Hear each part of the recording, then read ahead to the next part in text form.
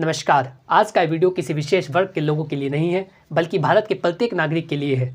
इस वीडियो में मैं आपको बताने वाला हूं एनपीआर नेशनल पॉपुलेशन रजिस्टर, जो ये तय करता है कि आपको किसी सरकारी योजना का लाभ मिलना चाहिए या नहीं, आपको प्रधानमंत्री आवास योजना का लाभ मिलना चाहिए या नहीं, आपको राशन मिलना चाहिए या नहीं। सारी बातें इसी के द्वारा तय की जाती है, या भविष्य में भी सरकार जो नई स्कीम निकालती है, नई योजना निकालती है, उसका लाभ किस व्यक्ति को दिया जाएगा और किस व्यक्ति को नहीं, या कितना लाभ दिया जाएगा, ये सब इसके द्वारा तय किया जाता है। आपको पता होगा एनपीआर को साधारण भाषा में जनगणना कहते हैं।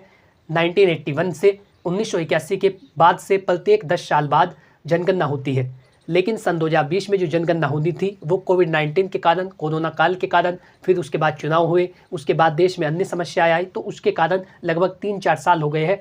तब से जो जनगणना का समय है वो निकल चुका है, लेकिन अब सरकार जनगणना को करने की तैयारी में है। पूरे देश में नेशनल पॉपुलेशन रजिस्टर में नाम दर्ज किए जाएंगे, जिसके आधार पर यह तय किया जाता है कि व्यक्ति को सरकारी योजनाओं का लाभ मिलना चाहिए या नहीं। तो आप किस तरीके से उसे लागू होने से पहले अपने दस्तावेजों को तैयार कर सकते हैं, और एनपीआर क्या होता है, किस तरीके से आप इसका लाभ ले सकते हैं, सारी जानकारी, सारी बातें आज की इस वीडियो में आपको बताने वाला हूं। मेरा आपसे अनुरोध है, यदि आप चैनल पर पहली बार आए हैं और आप कानूनी जानकारी में रुचि रखते हैं, मेरा जो विशेष मुद्दा है वो कानूनी जानकारियों से आपको रूबरू कराना है।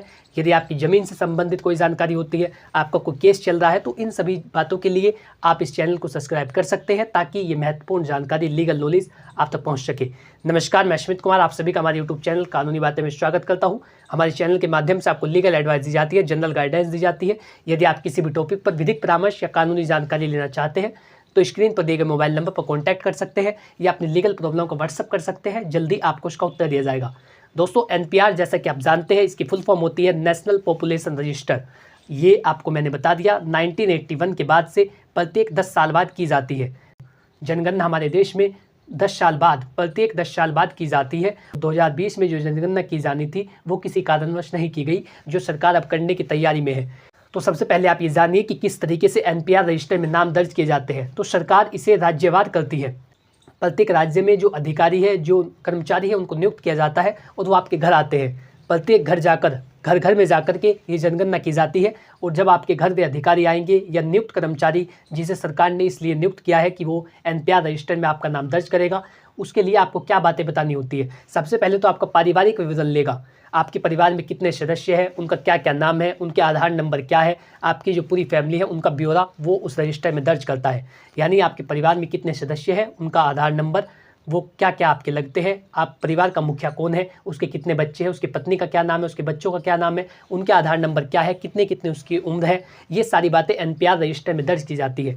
दूसरा, आपकी आर्थिक स्थिति। अब देखिए, सरकारी योजना आपसे किस तरीके से जुड़ती है, ये फाइनेंशियल डिपेंड करता है, फाइनेंशियली ये डिपेंड करता है आपकी आर्थिक स्थिति किस तरीके की है, या आप उस योजना के अंतर्गत पात्र हैं या अपात्र है। तो उसके अनुसार ये तय किया जाता है कि सरकार द्वारा चलाई जा रही किसी भी योजना, किसी भी स्कीम का आपको लाभ दिया जाए या भविष्य में लाभ दिया जाएगा।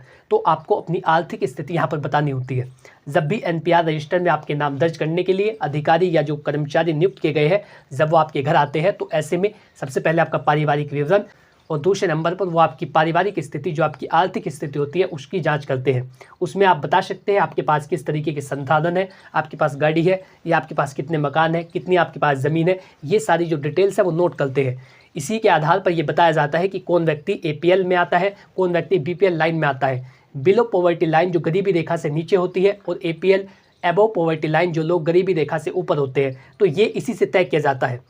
और यदि आप बीपीएल की श्रेणी में आते हैं तो आपका बीपीएल कार्ड बनता है, जिसमें आपको 35 किलो तक का राशन दिया जाता है। यदि आप एपीएल आते हैं तो एपीएल के अंतर्गत जो पर यूनिट 5 किलो राशन सरकार के द्वारा दिया जाता है।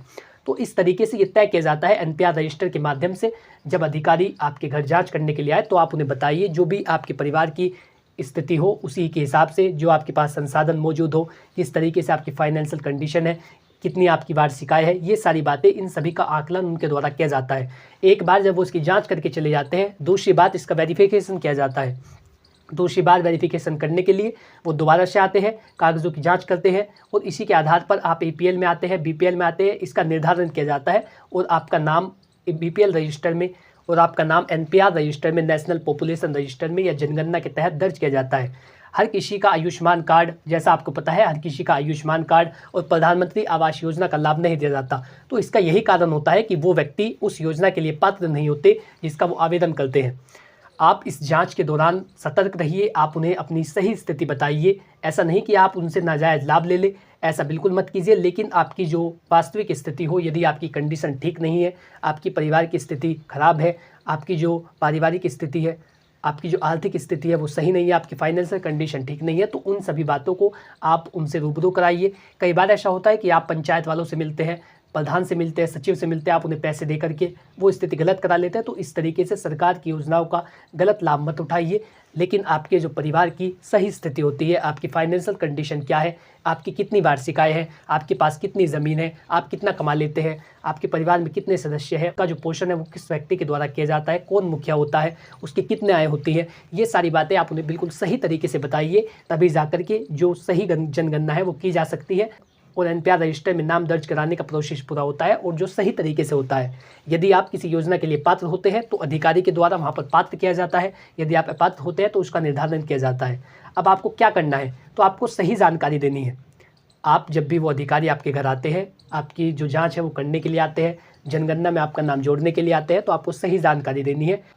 जो भी आपकी पारिवारिक स्थिति हो, जो आपकी आर्थिक स्थिति हो, उन सभी से उनको रूबरू कराइए, उन्हें सही जानकारी दीजिए और ये बताइए कि आप गरीबी रेखा से नीचे आते हैं या गरीबी रेखा से ऊपर आते हैं। सारे संसाधन उन्हें गिनवाइए, आपके पास यदि ज़मीन हो या अन्य कोई भी साधन हो।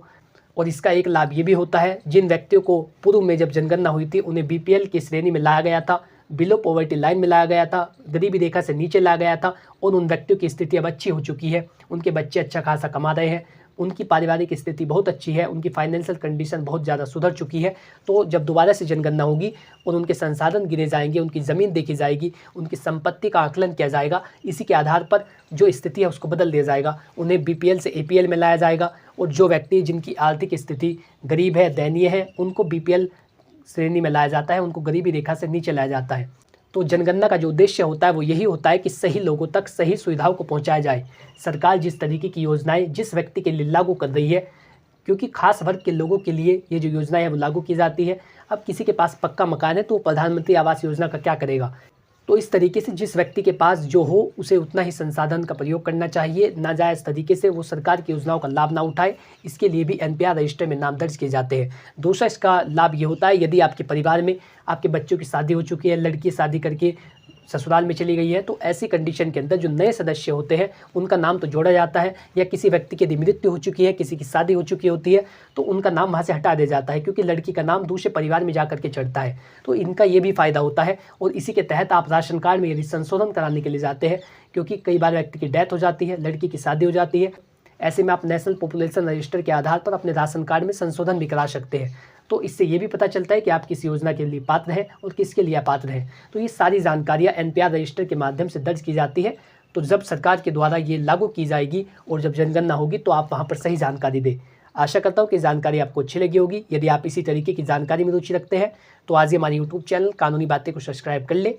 इसी के साथ यदि आप किसी भी कानूनी मुद्दे पर मुझसे बात करना चाहते हैं तो अपनी लीगल प्रॉब्लम को व्हाट्सअप करें, जल्दी आपको उसका भी उत्तर दिया जाएगा। Thanks for watching this video. अपना कीमती समय देने के लिए धन्यवाद।